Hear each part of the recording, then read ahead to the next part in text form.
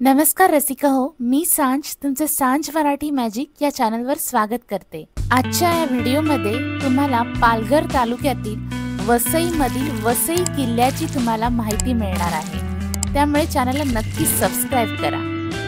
रसिका हो, जर तुम्हाला मुंबईच्या जवळ राहून निसर्गाचा अनुभव घ्यायचा असेल, सुंदर निसर्गाची फोटोग्राफी करायची असेल तर वसईचा हा किल्ला तुमच्यासाठी नक्कीच उभा राहील। आम्ही वसईच्या किल्ल्याला ऑगस्टच्या उत्तरार्धात भेट दिली, म्हणजे श्रावणात भेट दिली। श्रावण मासी हर्ष मानसी हिरवळ दाटे चोहीकडे, क्षणात येते सरसर शिरवे, क्षणात फिरुनी ऊन पडे। या कवितेप्रमाणे एकूणच वसई किल्ल्याचा निसर्ग सुद्धा तसाच आहे। इथे येऊन गावी आल्यासारखे सुद्धा वाटते। चला तर व्हिडिओला सुरुवात करूया। सुमारे 450-500 वर्षापूर्वी महाराष्ट्रात एक युरोपीय पद्धतीचे शहर होतं। तिथे अधिकारी सैनिकांची घरं होती, चर्चेस होती, हॉस्पिटल, बाजारपेठ, न्यायालय, नगरपालिका, कॉलेजेस, विहिरी, बांधलेले रस्ते, हॉटेल, सांडपाण्याची व्यवस्था होती। असं तुम्हाला सांगितलं तर तुम्हाला खरं वाटेल का? पण हे खरंच महाराष्ट्राच्या मुंबईच्या अगदी हाकेच्या अंतरावर एक शहर होतं। अनेक उंच इमारती आणि वर्दळीने भरलेलं हे शहर थेट वसईच्या किल्ल्यातच होतं। पोर्तुगीजांनी 1536 साली हे शहर वसवलं आणि ही सगळी बांधकामं केली होती। महाराष्ट्रात राहणाऱ्या आणि भारतातील किल्ल्यांवर प्रेम करणाऱ्या व्यक्तीला वसई हे नाव माहीत नसणं विरळच।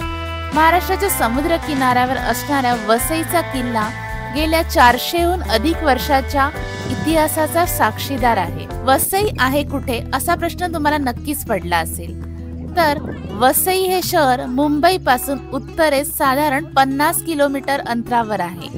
एकेकाळी ठाणे जिल्ह्यात असणारं हे शहर आता पालघर जिल्ह्यातलं एक महत्त्वाचं शहर म्हणून ओळखलं जातं।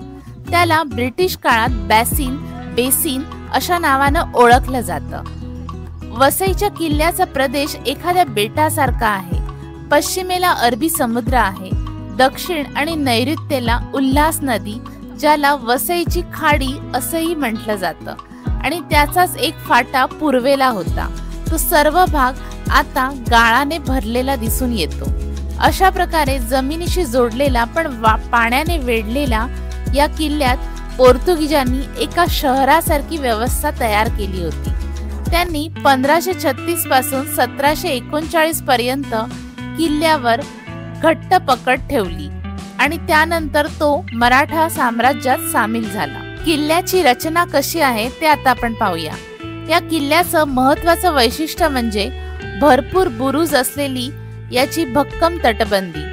या किल्ल्याला 2 दरवाजे असून त्यातला एक दरवाजा मुख्य भूमीच्या दिशेने आणि दुसरा खाडीच्या दिशेने उघडतो।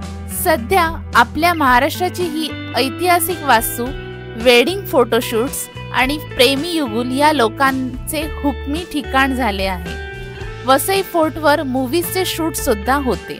अत्यंत शांत आणि निसर्गाच्या जवळ राहून निसर्गाच्या सौंदर्याचा भरभरून आनंद घेता येईल असे हे सुंदर ठिकाण आहे।